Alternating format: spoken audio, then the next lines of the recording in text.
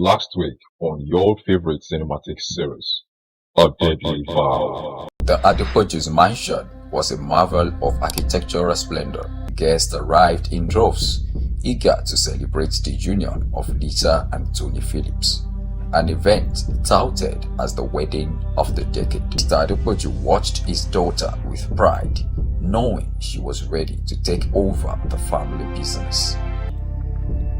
As the night progressed, a shadow loomed over the festivities. Rhoda Phillips, Tony's mother, was deep in conversation with Trajedy, a longtime driver.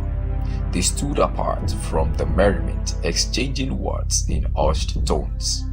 Trajedy's face was a mask of tension, his eyes clicking towards Lisa frequently. Unbeknownst to them, Trajedy had followed, lurking in the shadows. His gaze bore into Lisa with an intensity that hinted at something more sinister. The tender moment was interrupted by the sound of rustling leaves. Lisa turned, her eyes scanning the gardens. "Did you hear that?" In the silent corridors, Trajedy moved stealthily.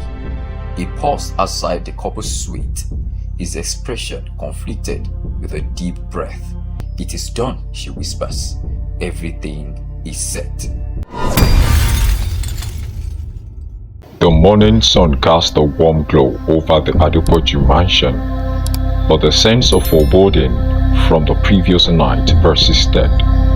The grand halls that had echoed with laughter and music were now filled with a heavy silence. The staff moved with hushed urgency, the remnants of the celebration, a stark contrast of the unease that had settled in. Lisa was nowhere to be found. Tony woke up to find Lisa missing from their suite. Panic seized him as he called out her name, his voice echoing through the empty corridors. His heart raced as he searched room after room, his mind conjuring up increasingly dire scenarios. He checked their garden hideaway from the previous night, but there was no sign of her. Frantic, Tony alerted Mr. Adepoju and Abigail. Their initial confusion quickly turned to alarm as they joined the search. The mansion staff was mobilized, scouring every corner of the vast estate. Every passing minute heightened the dread, the air thick with tension and fear. As the hours dragged on, hope began to wane. It was Abigail who stumbled upon the horrifying sight.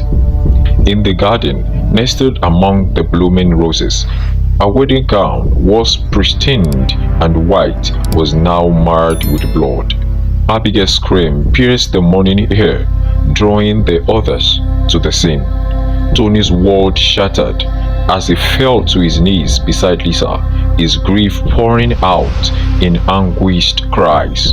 Mr. Adepoju, his face ashen, stood in stunned silence, unable to process the sight before him. The garden, once a place of romance and beauty, had become a tableau of horror.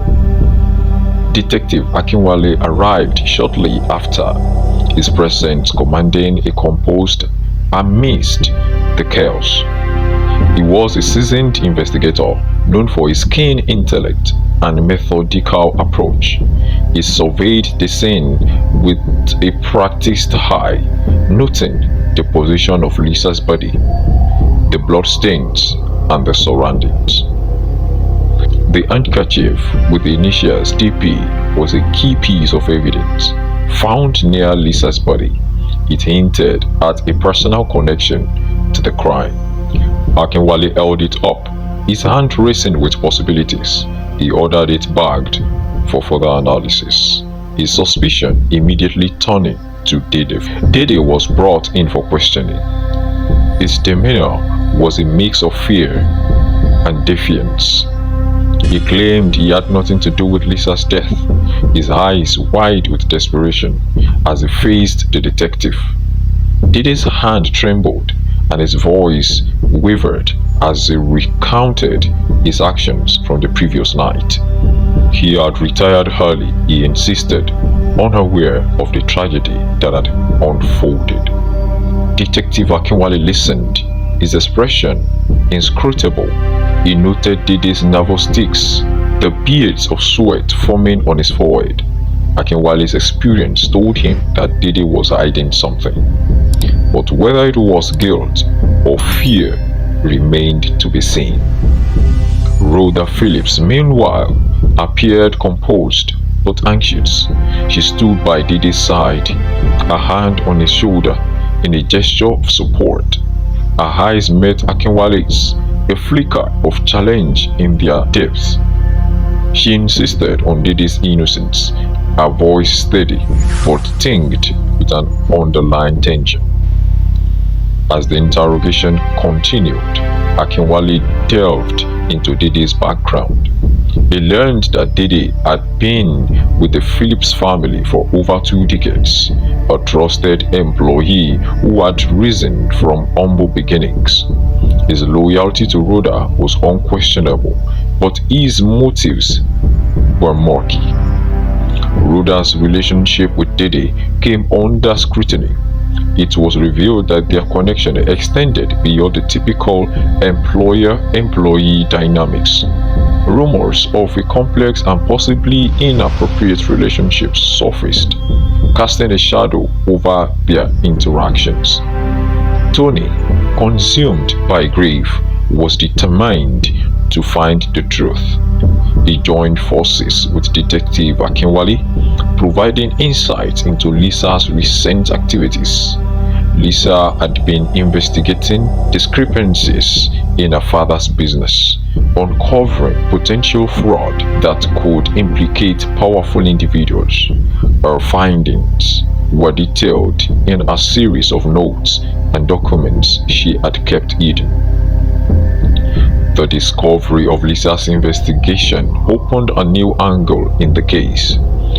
It suggested that Lisa's death might not be a crime of passion, but a calculated act to silence her.